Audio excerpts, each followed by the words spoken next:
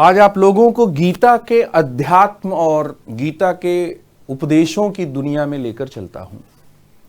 श्रीमद् भगवत गीता अध्याय 3 श्लोक 35 में एक बहुत जबरदस्त बात कही गई है। श्रेयान स्वधर्मो विगुणः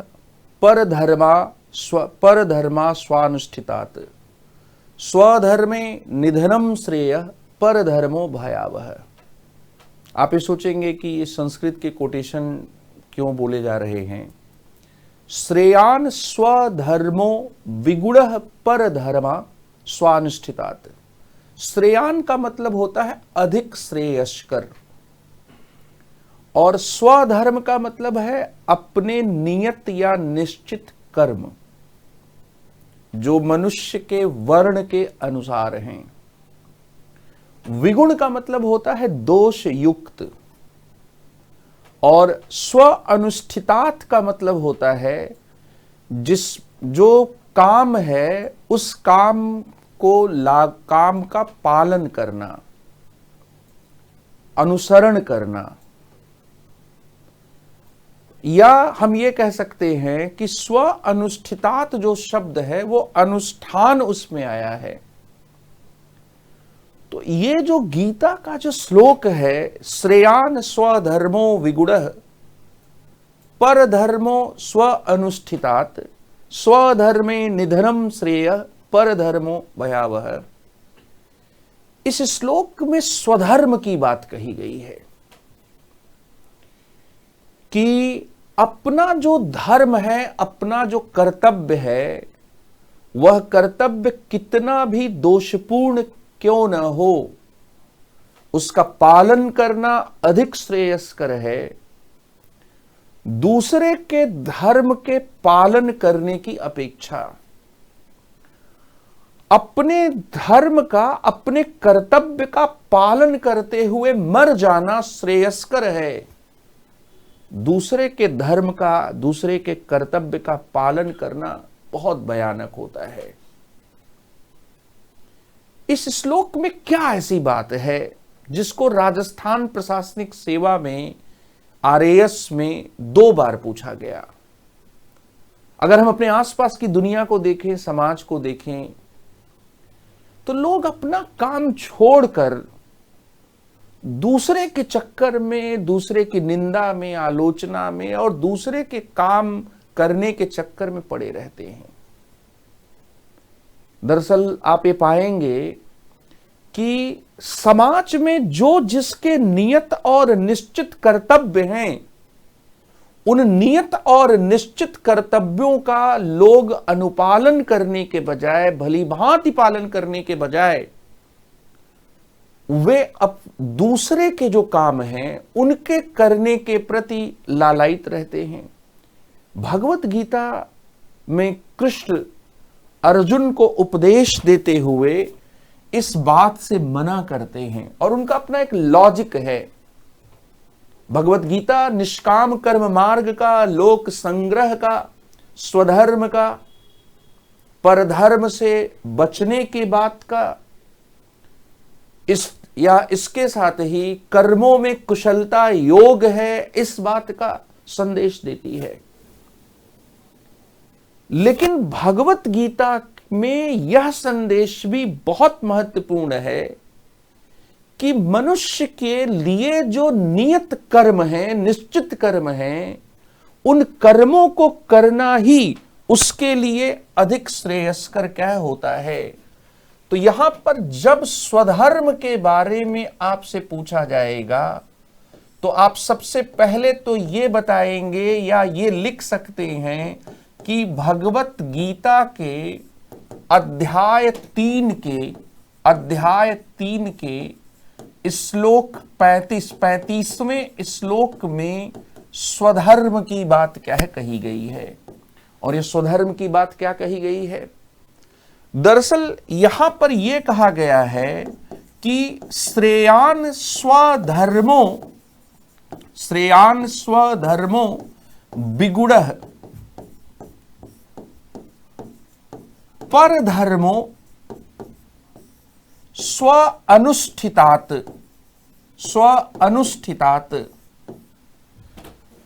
स्वधर्मे निधनम श्रेयः, स्वधर्मे निधनम श्रेयः परधर्मो भयावह। यहां पर इसके एक एक शब्द को देखें। श्रेयान का मतलब क्या होता है? श्रेयान का मतलब है अधिक श्रेयस्कर। श्रेयान का मतलब क्या है? अधिक श्रेयस्कर। क्या करना अधिक श्रेयस्कर है, अधिक अच्छा है? श्रेय मतलब कल्याण होता है।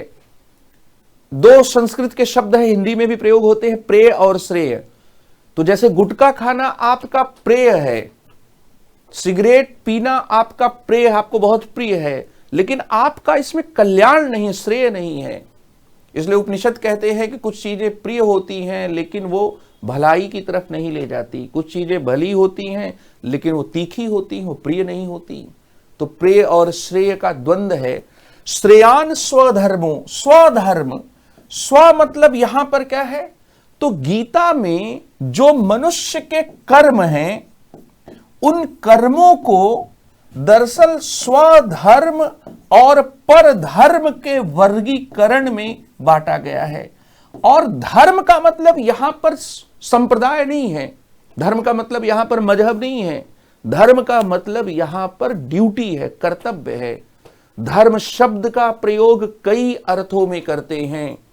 धर्म शब्द का प्रयोग सामाजिक संस्था के अर्थ में भी करते हैं, धर्म शब्द का प्रयोग गुण के रूप में भी करते हैं, धर्म शब्द का प्रयोग नियम के रूप में भी करते हैं, और धर्म शब्द का प्रयोग कर्तव्य के रूप में करते हैं। तो यहां पर स्वधर्म मतलब अपने लिए नियत कर्म। स्वधर्म का मतलब क्या है? अपने लिए जो नियत कर्म हैं या नियत जो कर्तव्य हैं। और परधर्म का मतलब क्या है? दूसरों के लिए नियत, नियत मतलब निश्चित, प्रिस्क्राइब्ड नियत कर्तव्य। यह है स्वधर्म और परधर्म की अवधारणा। आरएएस में तो आपका जो 2 मार्कर है वो इसी से क्या है बन जाएगा, इसके आधार पर बन जाएगा। अब गीता ये कहती है कि जो स्वधर्म है अगर वो दोषपूर्ण तरीके से आप संपन्न करते हैं तो भी वह श्रेयस्कर है। श्रेयान स्वधर्मो, स्वधर्म का अगर आप, वो विगुण भी है। विगुण यहां पर मतलब क्या है? विगुण मतलब क्या है कि जिसमें क्या है विपरीत गुण है, जो दोषपूर्ण है। तो अगर अपना जो धर्म है, अपना जो कर्तव्य है, नियत कर्तव्य है, उसको आप वो दोषपूर्ण भी है, वह क्या है दोषयुक्त भी है, तो भी उसका पालन करना अधिक श्रेयस्कर है परधर्म के पालन करने की अपेक्षा। परधर्म को भली भांति आप संपन्न करें, मतलब जो दूसरे के लिए नियत और निश्चित कर्तव्य है उसको आप बहुत अच्छे तरीके से कर रहे हैं। मैं टीचर हूं और पढ़ाने के बजाय मैं बाकी सब काम अच्छा करता हूं, तो मैं यहां पर गीता के रास्ते पर नहीं चल रहा हूं। और आप देखेंगे समाज में यही होता है कि जो जिसका काम है वह अपना काम न करके कोई दूसरा काम कर रहा है। जैसे टीचर हूं, बैठकर दूसरे की आलोचना कर रहा हूं, राजनीतिक दलों की आलोचना कर रहा हूं, तो पत्रकार बन जाऊं ज्यादा अच्छा है। ये तो मैं पत्रकार का काम कर रहा हूं। मैं तो ये द हिंदू में, इंडियन एक्सप्रेस में लेख लिखूं। यहां पर इसका मतलब क्या है कि दूसरे के धर्म को भली भांति संपन्न करने की अपेक्षा अपने नियत और निश्चित कर्तव्य का पालन करना, चाहे वो दोषपूर्ण ही क्यों ना हो, वह क्या है अच्छा। विगुण मतलब दोषपूर्ण। स्वधर्मे निधनम श्रेयः, अपने एक नियत निश्चित कर्तव्य का पालन करते हुए, निधन का मतलब होता है मृत्यु। अपने नियत निश्चित कर्तव्य का पालन करते हुए मर जाना भी श्रेयस्कर है, पर धर्म का पालन करके भयानक कोई नतीजा पैदा करने की अपेक्षा। गीता की ये बात इतना रिलेवेंट या इतना इस पर सवाल क्यों पूछा जा रहा है, इस बात को भी आप समझें। तो यहां पर ये मैंने श्लोक लिया और इस श्लोक की मीनिंग आपको बताने की कोशिश की कि इस श्लोक का अर्थ क्या है, कुल मिलाकर क्या है, कि पूरा इस श्लोक का क्या मतलब हुआ कि गीता के अध्याय 3 के श्लोक 35 में स्वधर्म की अवधारणा पर बल दिया गया है और गीता में कहा गया है कि अपने निश्चित और नियत कर्तव्य के, ड्यूटी के दोषपूर्ण होने के बावजूद उसका पालन करना श्रेयस्कर है, पर धर्म के पालन करने की, भली भांति संपन्न करने की अपेक्षा अपने नियत और निश्चित कर्तव्य का पालन करते हुए मर जाना भी ठीक है, दूसरे के नियत और निश्चित कर्तव्य के पालन करके भयानक किसी नतीजे को क्या है प्राप्त करने की अपेक्षा। अब यहां पर क्या है कि आप ये पाएंगे कि हमारे युग की समस्या क्या है।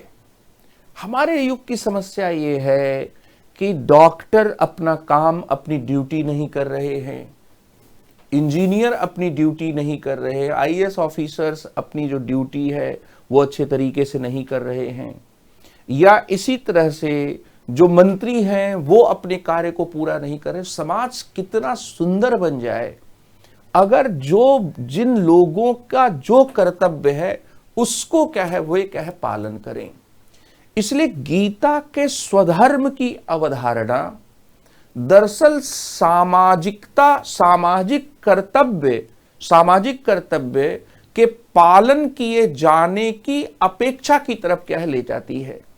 और दरअसल यहां पर आप देखेंगे कि इस अवधारणा को, यह जो अवधारणा है जिसमें कर्तव्यों के पालन करने की बात कही गई है, यह अवधारणा केवल और केवल हमें गीता में ही नहीं मिलती है।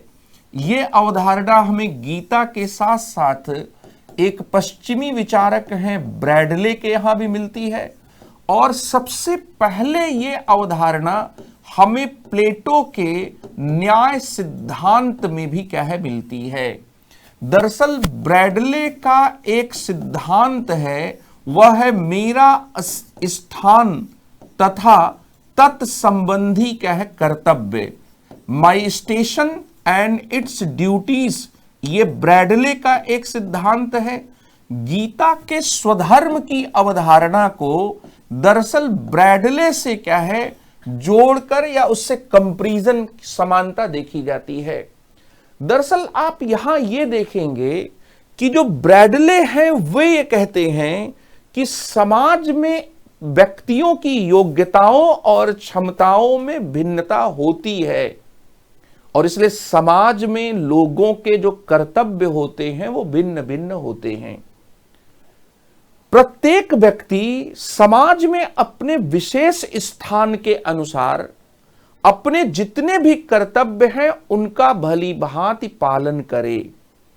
ब्रैडले के मेरा स्थान तत्संबंधी कर्तव्य में क्या कहा गया कि प्रत्येक व्यक्ति समाज में अपने स्थान के अनुसार कर्तव्यों का उसे भली भांति पालन करना चाहिए। और एक बार अगर किसी व्यक्ति ने अपने कर्तव्यों का चयन कर लिया, अपनी क्षमताओं को अपनी रुचियों के अनुसार किसी व्यक्ति ने समाज में अपने उपयुक्त स्थान और पद का चयन कर लिया, तो उस चयन के बाद उसे अपने संबद्ध कर्तव्यों का भली भांति पालन करना चाहिए। इसीलिए गीता के स्वधर्म का जो सिद्धांत है, उस स्वधर्म के सिद्धांत को ब्रैडले के मेरा स्थान तथा तत्संबंधी कर्तव्य से जोड़कर देखा जाता है। लेकिन यह बात बहुत पहले प्लेटो भी कह रहे थे और प्लेटो ने अपने संवाद रिपब्लिक में जब न्याय की अवधारणा प्रस्तुत की तो उस न्याय की अवधारणा में प्लेटो ये बात प्रतिपादित कर रहे थे कि समाज में जो अलग अलग गुणों वाले जो व्यक्ति हैं, वो व्यक्ति जो है जब अपने नियत और निश्चित कार्यों को करते हैं तभी समाज में न्याय की स्थापना होती है। समाज में कुछ लोग ऐसे हैं जिनके पास विवेक के गुण की प्रधानता है, कुछ लोग ऐसे हैं जिनमें साहस के गुण की प्रधानता है।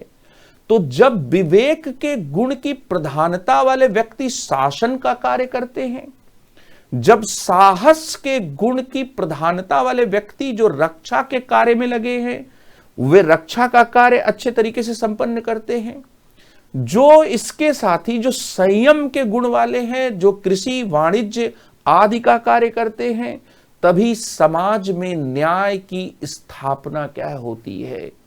तो प्लेटो का न्याय सिद्धांत दरअसल लेबर डिवीजन का सिद्धांत तो है ही, वह कोई विधिक न्याय का सिद्धांत नहीं है। अब यहां पर आप ये देखेंगे कि गीता में भी ये बात क्या है कही जा रही है। दरअसल गीता पर बहुत सी कमेंट्रीज, बहुत सी गीता की व्याख्याएं लिखी गई, और यहां पर जो व्याख्याएं लिखी गई, जैसे बाल गंगाधर तिलक ने गीता रहस्य लिखा, महात्मा गांधी ने अनासक्ति योग लिखा, महात्मा गांधी के अनासक्ति योग के शब्द से प्रभावित होकर यूपीपीसीएस में पिछले वर्ष सवाल भी पूछा गया कि गीता के अनासक्ति मार्ग का सिद्धांत क्या है। उसी तरह से हाल के कुछ दिनों में गीता की एक कमेंट्री बहुत फेमस हुई। वो आप जानते होंगे कि इस्कॉन टेम्पल में जो मूल जो संप्रदाय है वह वैष्णव संप्रदाय है, और वह स्वामी ए.के. प्रभुपाद से जुड़ा हुआ संप्रदाय है। दरअसल स्वामी ए.के. प्रभुपाद ने गीता पर एक कमेंट्री लिखी जो वर्ल्ड वाइड बहुत अक्लेम की जाती, बहुत प्यारी, बहुत जबरदस्त व्याख्या उन्होंने की। उसमें उन्होंने कहा कि गीता ये कहना चाहती है कि एक ब्राह्मण जो है, ब्राह्मण का मतलब यहां पर किसी जाति सूचक शब्द से नहीं लेना है, क्योंकि गीता में 4 वर्णों की बात थी, और चारों वर्णों को गुण और कर्म के विभाग के अनुसार ईश्वर ने, भगवान कृष्ण ने निर्मित किया है, ये बात गीता में कही गई है। तो वहां पर हम ये कहेंगे कि जन्मना नहीं, बल्कि कर्म और लोगों के साइकिकल नेचर के अनुसार, लोगों की प्रकृति के अनुसार उनके कार्यों का विभाजन किया गया। तो जब हम लोग स्वधर्म कहते हैं तो वो अपने वर्ण के अनुसार नियत और निर्धारित कर्तव्य का मतलब वहां निकलता है। स्व मतलब व्यक्ति के अनुसार नहीं, स्व मतलब अपने जो वर्ण हैं। तो स्वामी प्रभुपाद ने लिखा कि अगर कोई सतोगुणी ब्राह्मण, अगर कोई सतोगुणी ब्राह्मण हिंसा का कार्य करता है तो वह ठीक नहीं है, लेकिन अगर कोई रजोगुणी क्षत्रिय, अगर वो हिंसा का कार्य करता है सुरक्षा के लिए, तो वह ठीक है।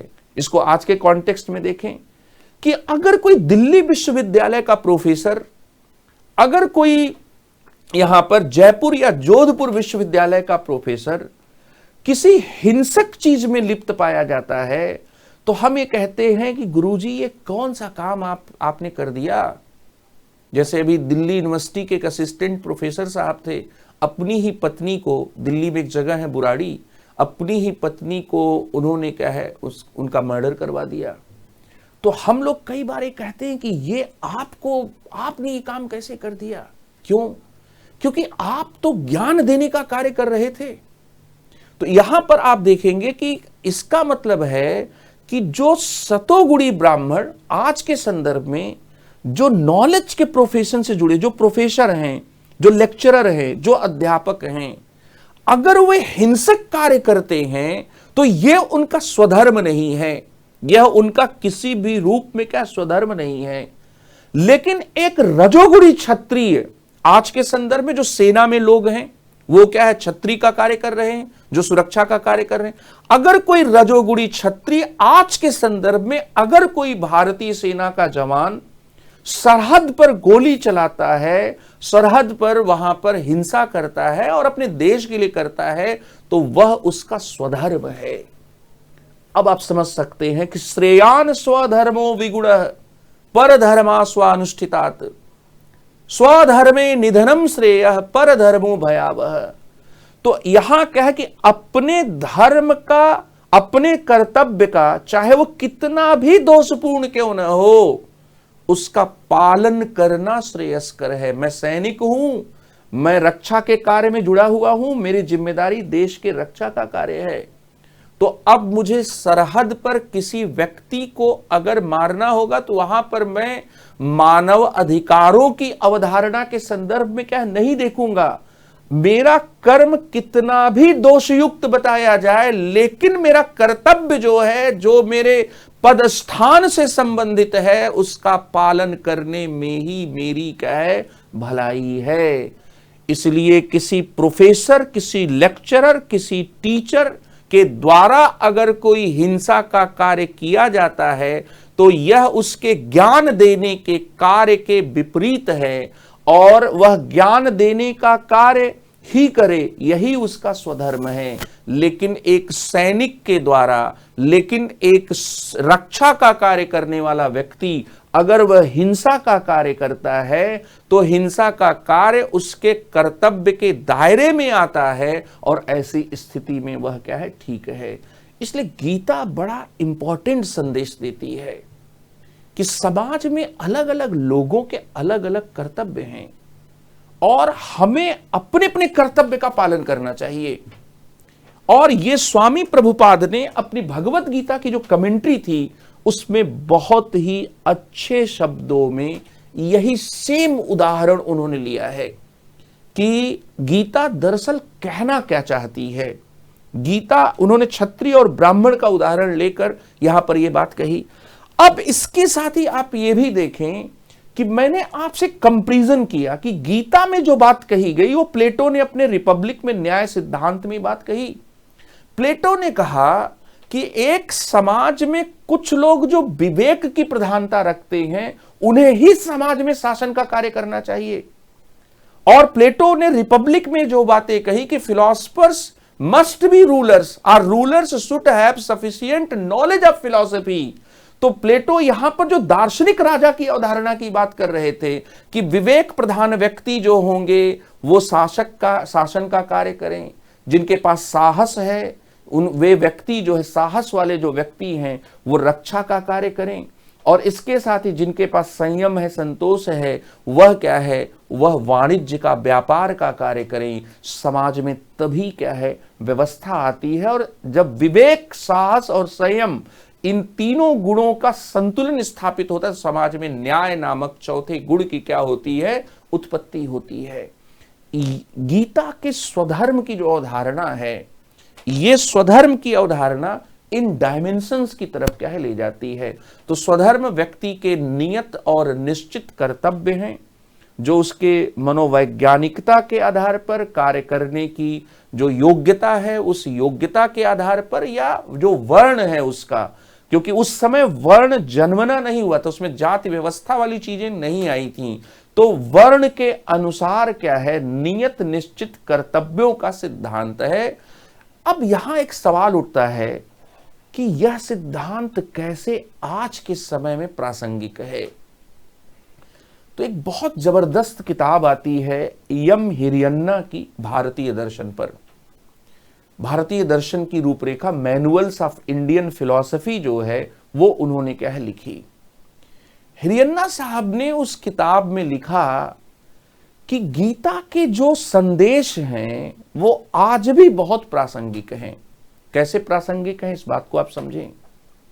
दरअसल गीता का जो संदेश है वो इसलिए प्रासंगिक है क्योंकि आज ये चिंता की बात नहीं है कि कोई अर्जुन जैसा व्यक्ति खड़ा होगा और जो ये कहेगा कि मैं अपने कर्तव्यों का पालन करने की अपेक्षा संन्यास ले लूंगा। अर्जुन का असमंजस क्या था? आरएएस में आपसे यह सवाल पूछा गया कि गीता किस तरह से प्रशासनिक अधिकारी के द्वंद्व का निराकरण करती है। तो प्रशासनिक अधिकारी के द्वंद्व क्या होते हैं? प्रशासनिक अधिकारी के द्वंद्व कई बार ये होते हैं कि वो फल के अनुसार राजनेता, मंत्री, विधायक, सांसद ये दबाव डालते हैं कि निश्चित तरीके का नतीजा उत्पन्न होने के लिए क्या है, काम करिए आप। प्रशासनिक अधिकारी का द्वंद्व ये होता है कि उसे नियम को क्या है, ध्यान में रखना चाहिए। तो यहां आप ये देखेंगे कि गीता जो है वह ये गीता में जो प्रश्न उठा है, अर्जुन का जो प्रश्न उठा है कि गीता का ये चैलेंज नहीं है, या गीता में जो अर्जुन के सामने द्वंद्व था उस प्रकार की समस्या आज समाज में नहीं है कि कोई व्यक्ति अपने कर्तव्यों से संन्यास लेने के, कर्तव्य और संन्यास के द्वंद्व में क्या पड़ जाएगा। हमारा युग जो है वो अधिकार का युग है।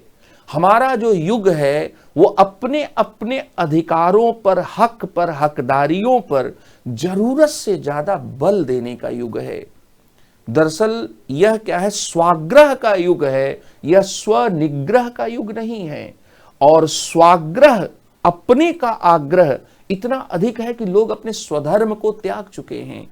इसलिए यम हिरण्या भारतीय दर्शन में गीता पर लिखते हैं कि आज समस्या ये नहीं है कि अर्जुन की तरह लोग अपने कर्तव्य को छोड़कर संन्यास लेना चाहेंगे। आज समस्या ये है कि लोग अपने अधिकारों पर जरूरत से ज्यादा बल देंगे। इतना ज्यादा उनमें इंटाइटलमेंट, सेंस ऑफ इंटाइटलमेंट लोगों में आ गया है कि हर व्यक्ति अपने अधिकार के लिए, अपने हक के लिए एकदम तत्पर है। सबको अपने हक और अधिकार का ज्ञान है। पूरा आधुनिकता जो है वो अधिकार की चेतना से पूरी लैस है। उदारवादियों ने पूरी जान लगा दी है कि मेरे अधिकार, प्राकृतिक अधिकार, तो ऐसा अधिकार, मानव अधिकार, पशु अधिकार, ये सब है। अरे कर्तव्य भी कुछ होते हैं, उत्तरदायित्व भी कुछ होते हैं। यहां पर दरअसल क्या है, गीता हमें यह बताती है कि आपके कुछ कर्तव्य भी हैं। अधिकार अधिकार अधिकार लाउड स्पीकर लेकर जो चिल्ला रहे हो, ये चिल्लाना बंद करो। अधिकार से ही समाज नहीं चलते। अपने अपने नियत और निश्चित कर्तव्यों का पालन करने से समाज में न्याय की स्थापना होती है। जैसे एक मास्टर साहब पढ़ाने के बजाय पढ़ाने की राजनीति करने लगे। हम लोग आईएएस के कोचिंग में आकर आईएएस के बच्चों के गाइडेंस के बजाय वहां पर दूसरा क्या है, बच्चों का दिल बहलाने लगे कि मैं तो तुम्हें मजा लाने के लिए पढ़ा रहा हूं, मजा आया कि नहीं आया। और बच्चे लिखें कि मजा आया तभी क्या है पढ़ूंगा। तो मजा लाने के लिए पढ़ा रहे हैं कि सिलेक्शन के लिए पढ़ा रहे हैं। अपने अपने नियत और निश्चित कर्तव्यों के पालन करने का उपदेश और दूसरे के कर्तव्य चाहे कितने भी भली भात तरीके से आप संपन्न करें, उसका समाज के लिए परिणाम भयानक होगा। यह बात गीता कहकर एक महत्वपूर्ण उपदेश या महत्वपूर्ण प्रासंगिक बात बताती है। आप देख लें अपने शासन व्यवस्था में, अपने समाज में, अपने परिवार में, अपने पड़ोस में एक बहुत बड़ी समस्या यही है कि लोग जो है वह अपने कर्तव्यों का सही तरीके से पालन क्या है नहीं कर रहे हैं। तो गीता का यह स्वधर्म का जो सिद्धांत है, इसको आप चाहे तो 2 मार्कर में भी लिख सकते हैं।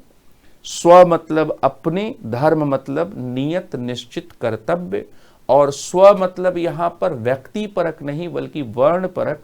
तो ब्राह्मण, क्षत्रिय, वैश्य, शूद्र, यहां पर जो 4 जो है सेवा करने वाले शूद्र हैं। सर्विस सेक्टर में आप जा रहे हैं तो इस हिसाब से आप क्या है, आप यहां पर शूद्र हुए। जो ज्ञान देने वाले हैं वो ब्राह्मण हुए। जो रक्षा करने वाले हैं वे क्या हुए, वे क्षत्रिय हुए। और जो कृषि व्यापार इन सब से जुड़े हुए हैं वे इस आधार पर वैश्य हुए। ये मोटा बंटवारा हुआ। महात्मा गांधी ने भी इसको इसी तरह से लिया था। तो ये यहाँ पर गीता के स्वधर्म की अवधारणा है। बहुत बहुत धन्यवाद।